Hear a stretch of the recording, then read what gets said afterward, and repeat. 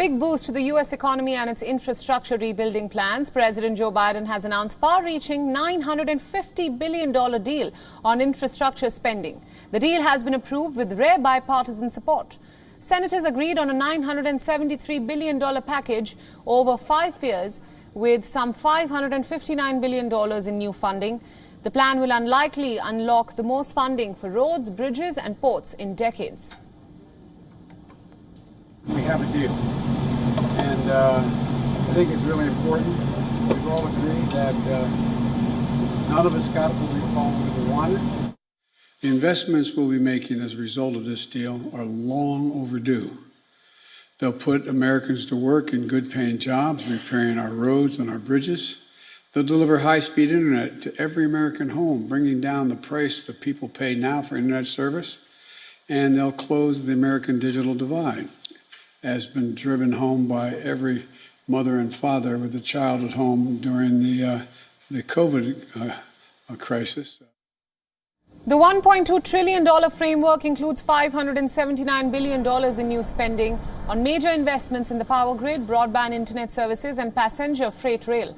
The 8-year proposal contains $109 billion for roads, bridges and major projects, which includes $73 billion for power infrastructure, $66 billion for passenger and freight rail, $65 billion for broadband access, $49 billion for public transit and $25 billion for airports. Democrats have called this a historic investment in U.S. infrastructure, as it may also open the door to Joe Biden's sweeping $4 trillion proposals later on. For the Democrats' proposal that is drafted at nearly $6 trillion, leaders have insisted on a two-part process ahead. Democrats have pushed for initial votes in July to consider the bipartisan deal. The Democrats' bigger proposal would run through the budget reconciliation process. It would require multiple rounds of voting that is likely to extend into fall. Taking cues from the Infra deal, U.S. markets closed at record highs. The Dow Jones Industrial Average ended up 1% up with strong gains by industrial and financial companies. The S&P 500 and Nasdaq also finished in fresh records.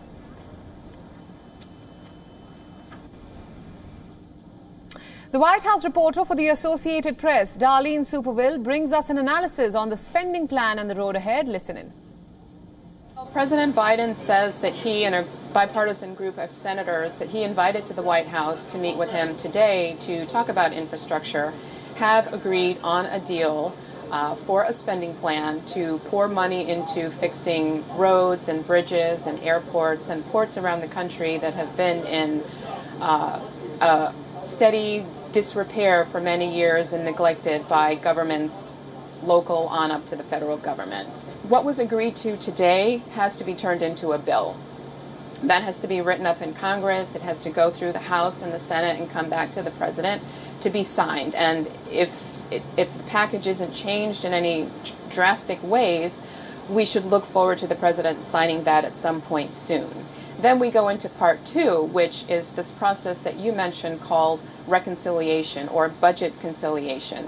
It's a move, it's a procedure in the Senate where certain bills can be passed with just a bare majority of votes, so 51 votes. And right now, Democrats in the Senate, they have 50 senators plus the vote of the vice president. That will give them the 51 votes they need to move forward on some of the other aspects of infrastructure, like child care, the money for home health care attendants, and all the other things that were not in this initial plan.